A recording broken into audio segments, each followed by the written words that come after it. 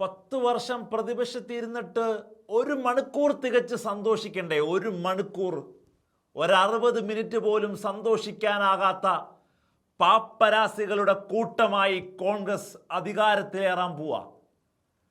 102 seat കൊടുത്തിട്ട് കേരള ജനതയ്ക്ക് മുമ്പിൽ കത്തിക്കേറി ഇങ്ങനെ കൊഞ്ഞനം കുത്തുന്നു എന്നുള്ളതാണ്. എന്തൊക്കെയായി രാഷ്ട്രീയ കേരളത്തിൽ നടന്നതെന്നുള്ളതാണ്. കൂട്ട ട്രാൻസ്ഫർ, CPM-ന്റെ നേതാക്കന്മാരെ, ഉദ്യോഗസ്ഥന്മാരെ മുഴുവനും എടുത്ത് കൂട്ട ട്രാൻസ്ഫറിലേക്കാണ് അടിച്ചിരിക്കുന്നത്. അവരുടെ വീടോ അവരുടെ താമസ സ്ഥലമോ അവരുടെ കുടുംബങ്ങളുടെ റിക്വയർമെൻറ്റോ ഒന്നും നോക്കാതെ, മുഖം നോക്കാതെ ഓരോ സ്ഥലങ്ങളിലേക്കുമുള്ള കൂട്ട ട്രാൻസ്ഫറുകളാണ് ഇന്ന് സെക്രട്ടേറിയറ്റിൽ നിന്ന് കൊടുത്തത് എന്നുള്ളതാണ്. അതുപോലെ തന്നെ തെരുവിൽ പ്രകടനം നടത്തുകയാണ്. ഈ നാടിൻ്റെ ഓരോരോ പ്രശ്നങ്ങളെക്കുറിച്ചുള്ള ചർച്ചയില്ല, ആദ്യമേത് അഡ്രസ്സ് ചെയ്യണമെന്നുള്ള ചിന്തയില്ല. 15ഓ 20ഓ സ്ഥലങ്ങളിൽ വലിയ ഗതാഗത കുരുക്കുകൾ പോലും ഉണ്ടാക്കി അണികൾ തെരുവിലിറങ്ങി പ്രതിഷേധിക്കുകയാണ് അവരുടെ മുഖ്യമന്ത്രിക്ക് വേണ്ടി.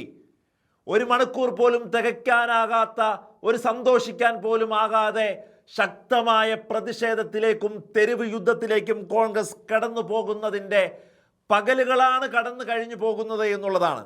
പിന്നെ എന്താ സംഭവിച്ചത്? സാക്ഷാൽ VD സതീശൻ്റെ ഇടനെഞ്ച് കാക്കുന്ന ഷിയാസിൻ്റെ ഒരു പ്രസംഗം ഇന്ന് എറണാകുളത്ത് നടന്നു. എന്താ അത്? കോൺഗ്രസ് ശക്തമായി ദുർബലപ്പെടും, ഞങ്ങളുടെ സതീശനെ മുഖ്യമന്ത്രിയാക്കിയില്ലെങ്കിൽ. ആരാ പറയുന്നേ? VD സതീശൻ്റെ മനസാക്ഷി സൂക്ഷിപ്പുകാരൻ. കോൺഗ്രസ് എന്ന് പറയുന്ന പ്രസ്ഥാനം ദുർബലപ്പെടും അത്രേ. 60-ന് മുകളിൽ, 20-ൽ നിന്ന് 60-ന് മുകളിൽ MLA-മാരെ 16-ാം നിയമസഭയിലേക്ക് തെരഞ്ഞെടുത്ത് വിട്ട ജനങ്ങളുടെ മുകളിൽ മുഖത്തു നോക്കി കാർക്കിച്ചു തുപ്പുകയാണ് ഷിയാസ് എന്നുള്ളതാണ്. കോൺഗ്രസ് എന്ന് പറയുന്ന പ്രസ്ഥാനം ദുർബലപ്പെടും. എന്തിനാ? ഈ നാടിലെ പ്രശ്നങ്ങളെ അഡ്രസ്സ് ചെയ്യാതെ, ഈ നാടിൽ വലിയ രീതിയിലുള്ള ഭരണവിരുദ്ധതയുണ്ട്, ഈ നാടിന് മുന്നോട്ട് പോകണം, നമുക്കൊരുമിച്ച് പോകണം എന്ന് പറഞ്ഞ അധികാരം ജനങ്ങളോട് ചോദിച്ച് ഏറ്റെടുത്തിട്ട് ഞങ്ങളുടെ നേതാവിനെ മുഖ്യമന്ത്രിയാക്കിയില്ലെങ്കിൽ ഈ കോൺഗ്രസ് എന്ന് പറയുന്ന പ്രസ്ഥാനത്തെ ആ ഒരൊറ്റ കാരണം കൊണ്ട് ദുർബലപ്പെടുത്തുമെന്ന് പറയുന്ന രീതിയിലേക്ക് ഷിയാസ് ഇന്ന് വാ തുറന്നു പറഞ്ഞു എന്നുള്ളതാണ്. ഒരൊറ്റ എണ്ണത്തിനെ കണ്ണീര് കുടിപ്പിക്കാതെ വിടരുതെന്ന് കൂടി ഇന്ന് ഷിയാസ് പറഞ്ഞു വെക്കുകയാണ്. 10 വർഷം നമ്മുടെ നേതാക്കന്മാർ നമ്മൾ കണ്ണീര് കുടിച്ചു, ഇനി CPM നേതാക്കളെ തെരഞ്ഞു പിടിച്ചാക്രമിക്കണം, അവരെ കണ്ണീര് കുടിപ്പിക്കണം, നമ്മൾ കുടിച്ച കണ്ണീരിൻ്റെ ഉപ്പ് അവരും അറിയണമെന്ന് ഷിയാസ് പറഞ്ഞു വെക്കുന്നു എന്നുള്ളതാണ്.